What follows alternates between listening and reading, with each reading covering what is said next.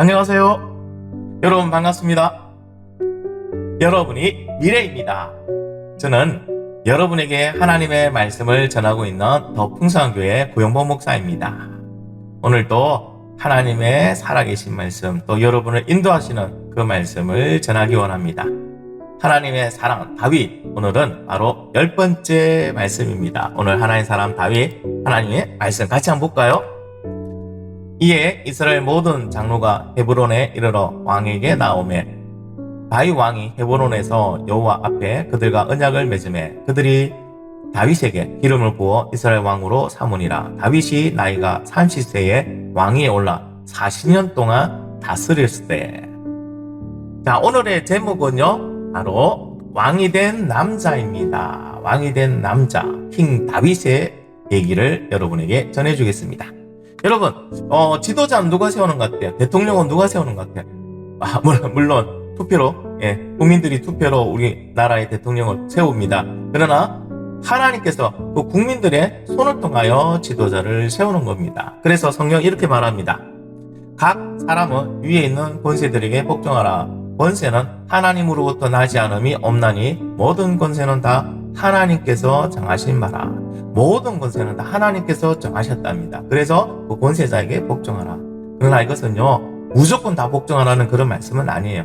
하나님 말씀 안에서, 하나님 뜻 안에서 복종하라는 거예요. 만약에 지도자가 하나님 말씀과 반대되는, 하나님과 대적하는 그것을 말할 때는 그것은 아니라고 얘기할 수 있어야 됩니다. 왜 그러냐면은 지도자를 하나님이 세웠었으니까. 여러분, 지도자도 결국 하나님 안에 있습니다. 그리고 지도자는요, 하나님의 심판도 받습니다. 그렇기 때문에 여러분, 우리는 하나님 안에서 지도자에게 복종하는 그런 사람이 되기를 바랍니다. 얼마 있으면 또 대통령 선거를 하죠. 우리가 지도자를 뽑을 때 여러분, 하나님께 늘 기도하고 하나님께서 세워달라고, 하나님 온전한 지도자가 세워질 수 있도록 기도해야 되고, 또 뽑혔으면 우리는 그 지도자에게 욕하고 손가락질 하기보다는 잘 나라를 이끌어 달라고, 그 지도자를 위하여 기도하는 사람이 되기를 바랍니다. 여러분, 우리가 기도할 때 그 지도자가 바른 지도자가 되지, 우리가 막 험담하고 욕한다고 지도자가 바른 지도자가 되는 것이 아닙니다. 여러분이 선생님도 똑같습니다. 선생님도 누가 세우셨다고요? 하나님 세우신 거예요. 여러분, 선생님 욕한다고 여러분 성적이 올라갑니까? 선생님 비방한다고 여러분 뭐 더 좋아질 게 뭐가 있습니까? 아니요, 더 관계만 나빠집니다. 여러분, 선생님 위해서 축복하고 아마 기도해 보세요. 그럼 놀라운 변화가 생길 것이라 여러분 생길 겁니다. 여러분 꼭 선생님 위해서도 축복하고 기도하는 사람이 되기를 바랍니다. 자, 이스라엘에는 왕이 있었어요. 그 왕이 누구셨을까요? 맞아요, 하나님이셔요. 하나님이라는 왕이 있었어요. 그러나 왜 하나님이 사람을 왕으로 세웠었을까요? 하나님은 왜 왕을 허락하셨을까요? 그것은 이스라엘 사람들이 그렇게 왕을 원했던 거예요. 주변 나라를 보니까 왕이 있으니까 너무 부러운 거예요. 왕이 있으니까 뭔가 든든한 것 같아요. 왕이 있으니까 뭔가 강한 나라인 것 같아요. 그래서 그들은요, 하나님 왕이 있는데도 불구하고 그거는 모르고, 여러분, 이스라엘에게도 왕을 주세요 하고 간절히 하나님께 요청합니다. 자, 하나님은요, 인격의 하나님이십니다. 사람에게 막 권력으로, 능력으로 사람을 누르고 그 백성을 끌어가시는 하나님이 아닙니다.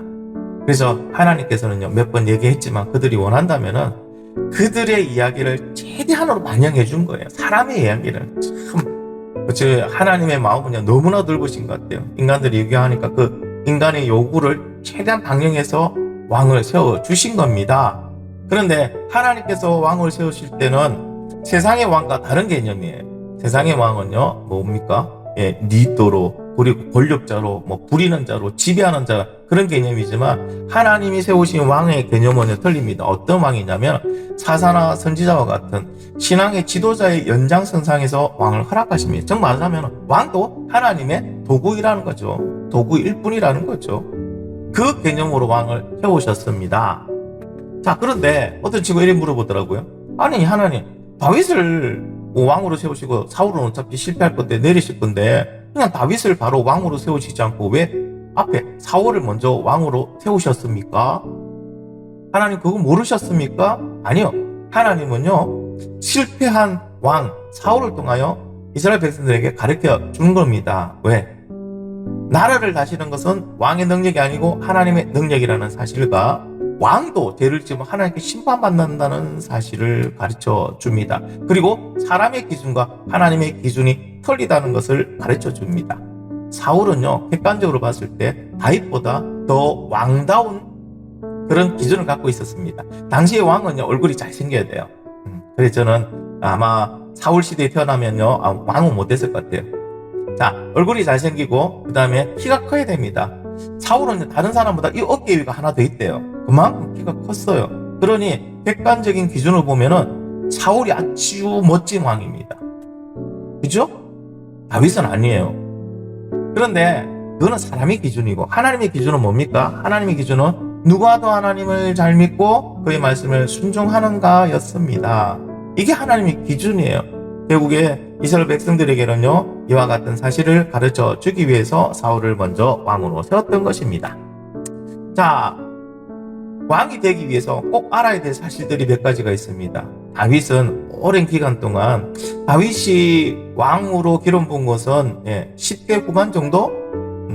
그리고 왕이 된 것은 30대, 30살. 자, 그러면은 5, 6년의 세월이 있었습니다. 그동안 하나님의 특별한 교육을 다윗은 받습니다. 아주 힘들고도, 그리고 여러분 아주 엄한 교육을 받습니다.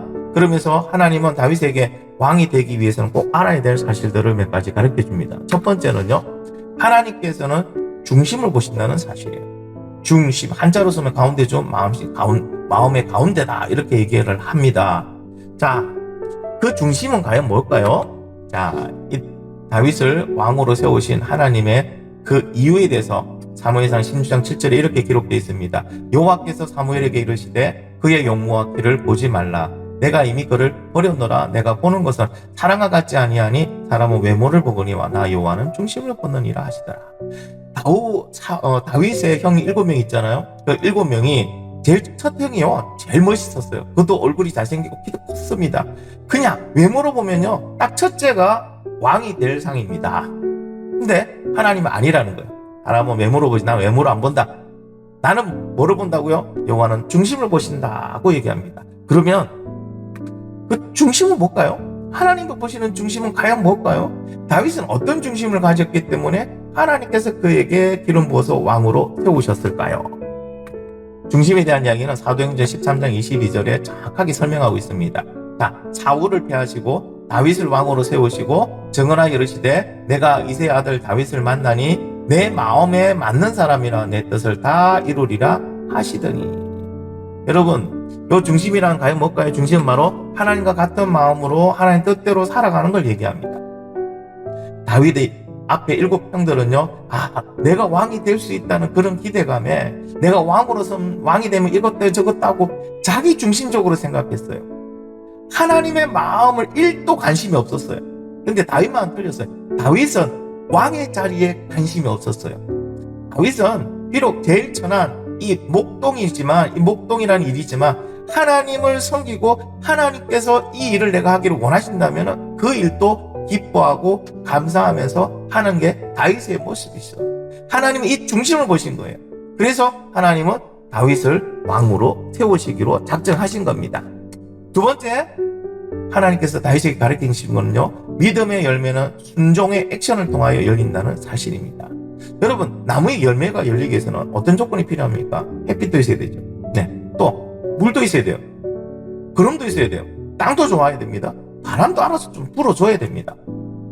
이런 조건을 통해서 열매를 열립니다. 믿음의 열매는 어떤 조건에서 열릴까요? 바로 순종하는 행동을 통해서 열린다는 것을 다윗에게 가르쳐 주신 겁니다.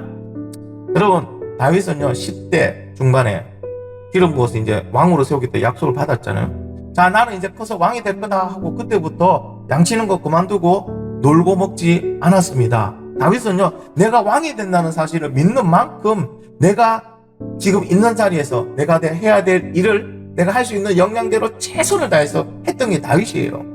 이게 중심이잖아요. 이게 중심.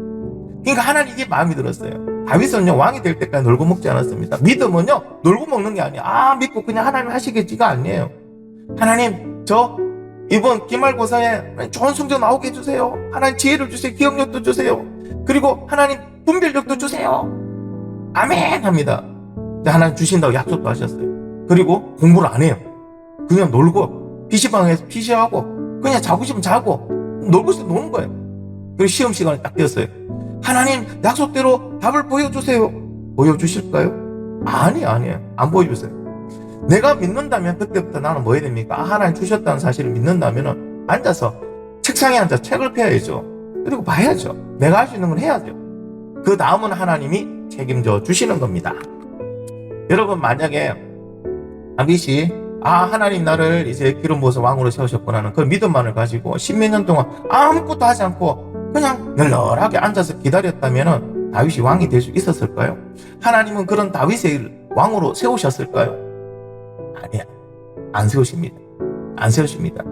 여러분, 믿음이라는 건요, 놀라운 능력이 있습니다. 믿음은요, 그 안에서 믿어지기 때문에 하나님의 말씀대로 막 하게끔 나를 막 밀어내요. 이렇게 하게끔, 행동하게끔. 그래서 믿음이 있는데 행하지 않고 가만히 있는다? 그거 믿음에 대해서는요, 야고보서 2장 17절에 이렇게 말합니다. 행함이 없는 믿음 그 자체는 죽은 것이다. 내가 믿는데, 하나님 지켜주신다는 믿는데, 하나님 주셨다는 믿는데, 가만히 있는다? 아니요. 그래서 믿음이 좋은 학생들은요, 공부 열심히 합니다. 최선을 다합니다. 시간을 알뜰하게 사용합니다. 왜? 하나님이 약속해 주셨으니까. 하나님 나를 붙든다고 약속하지. 나에게 그런 재능을 주신다고 약속하셨으니까. 그러니까 열심히 하는 거예요. 주신다는 거 믿고 기도만 하면 된다 해가지고 그냥 기도만 하고 널널하게 논다? 이건 어떤 믿음? 죽은 믿음이라고 하나님 말씀하십니다. 여러분, 죽은 나무에서 열매가 열립니까? 안 열리죠. 죽은 믿음에서는요, 아무런 일도 안 일어납니다. 여러분, 지금 기도하고 있습니까? 하나님께서 기도하는데 하나님의 마음을 주십니까? 감동을 주십니까? 기도 응답하셨다. 하나님께 해주신다는 그러한 확신이 듭니까? 그러면은 하나님이 주시는 마음대로 여러분 순종하시기 바랍니다. 지금 행동하십시오. 하나님의 말씀을 읽고 있는데 하나님 그 말씀에 믿음을 주십니까? 이건 내 말씀이고 하나님께서 이렇게 해주신다는 게 믿어집니까? 그러면 그 말씀대로 여러분 행동하십시오. 그러면은 여러분이 순종하는 그 순간 그 말씀은요, 실제가 되고 그 말씀은 현실이 됩니다. 그러나 아무것도 안 하고 있다면은, 믿노라고 하면서도 들었는데 보았는데 아무것도 안 하고 있다면은 걱정하지 마십시오. 여러분의 일생에는 아무런 변화가 일어나지 않을 겁니다. 하나님의 말씀이 역사하는, 하나님의 말씀이 현실이 되는 그러한 기적은 절대 일어나지 않을 겁니다. 그래서 다윗에게 하나님 말씀하십니다. 믿음의 열매는 순종의 액션을 통하여 열린다는 사실을 가르치신 겁니다. 세 번째는요, 위기 상황에서도 하나님을 붙들면 역전할 수 있다는 사실을 가르치신 겁니다. 여러분, 우리 한국 속담에 이런 속담이 있죠. 호랑이에게 물려가도 정신만 차리면 산다. 여러분, 호랑이에게 물려갔어요. 근데 내가 호랑이를 이길 힘도 없고 달아날 능력도 없다면 정신만 차리면 어떻게 됩니까? 고통이 몇 배가 되죠. 두려움이 몇 배가 되죠. 적어도 호랑이를 내가 물리칠 수 있는 어떤 지혜와 어떤 능력이나 방법이 있어야 돼요. 우리가 위기를 만납니다. 다윗도 위기를 만났어요. 다윗은요, 도망자로 10년 넘게 살아가니까 너무 지겨운 거야. 나도 이제 행복하게 살고 싶다. 왠지 다윗의 마음이 이해가 되죠, 그죠? 너무 힘들고 어려우니까. 그래서 그 적군인 블레셋 땅으로 다윗이 망명을 갑니다. 사울이 여기까지 못 쫓아오겠지 하고. 근데 다윗의 계획대로 사울은 다윗을 추격하는 걸 포기합니다.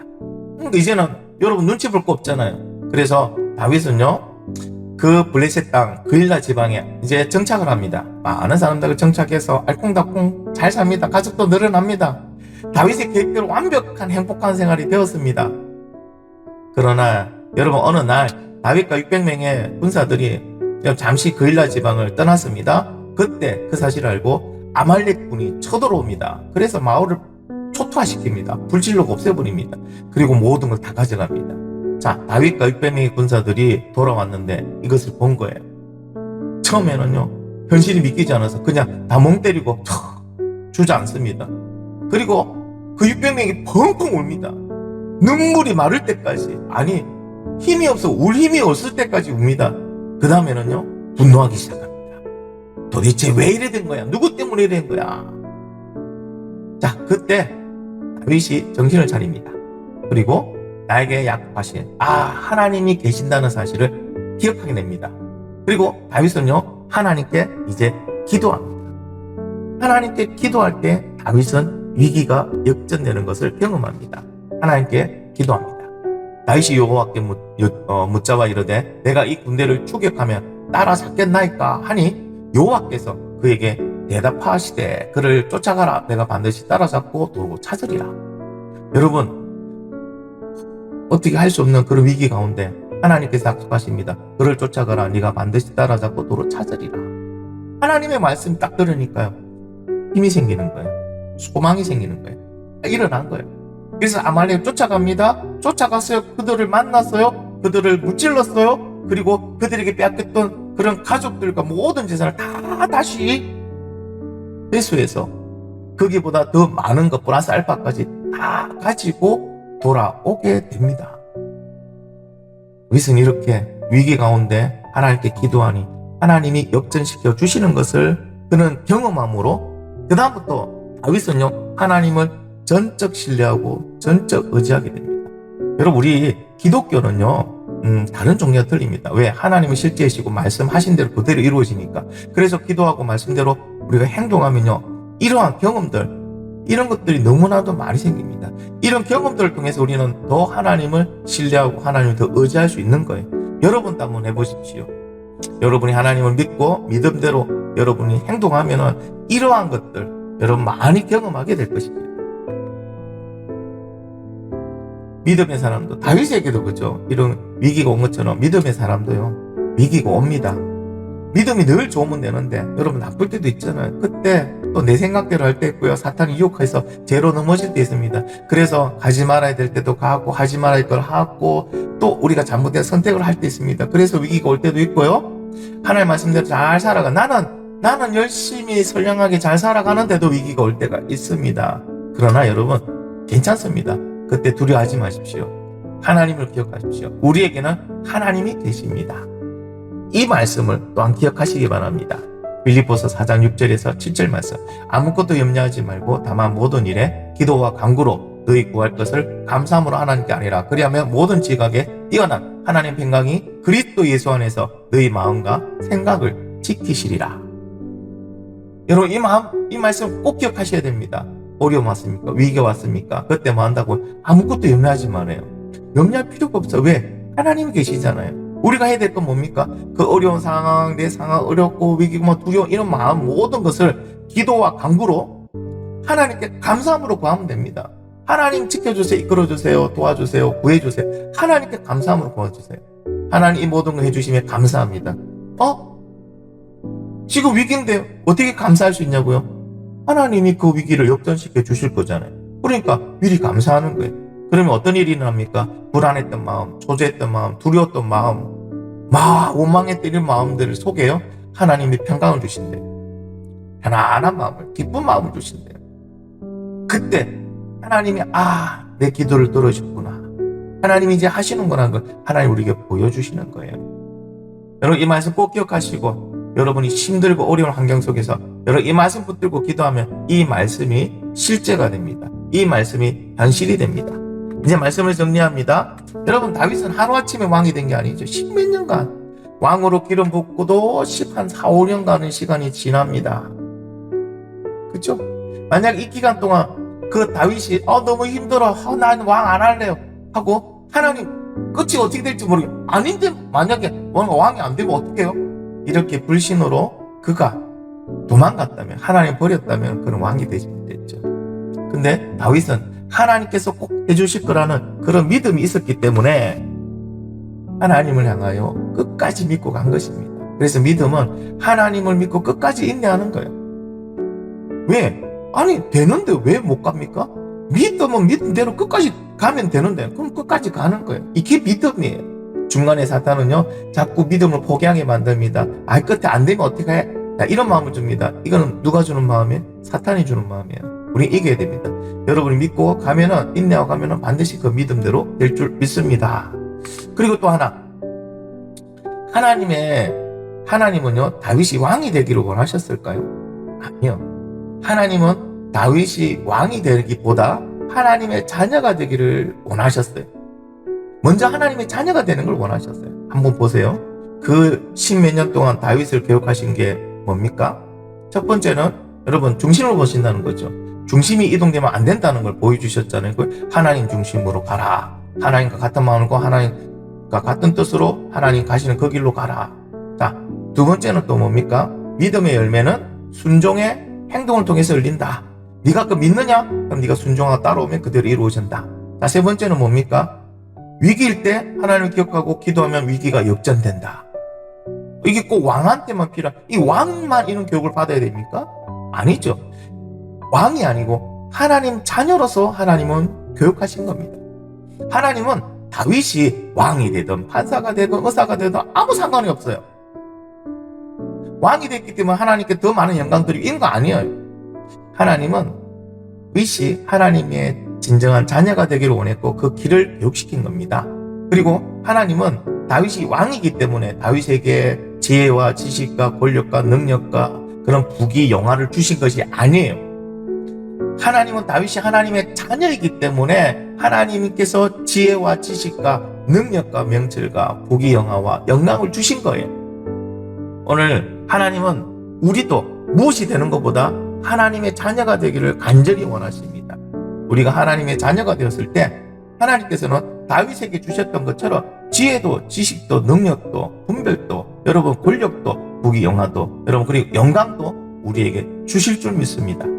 여러분 하나님 자녀가 먼저 되기를 간절히 바랍니다. 오늘 이 시간에 하나님의 자녀가 되기를 원하는 친구들이 있다면 손을 보고 목사님의 기도를 한번 따라해 주시기 바랍니다. 하나님 아버지, 하나님께서 나를 사랑하여 주시니 감사합니다. 이제부터 예수 그리스도를 믿고 하나님의 자녀로서 살아가게 도와주세요. 감사드리고 예수님의 이름으로 기도드립니다. 아멘. 여러분 참 잘하셨습니다. 오늘 내용은 이제 다 끝났습니다. 여러분 오늘 내용 꼭 기억하시고 다음 주 만날 때까지 건강한 모습으로 잘 지내시기 바랍니다. 안녕.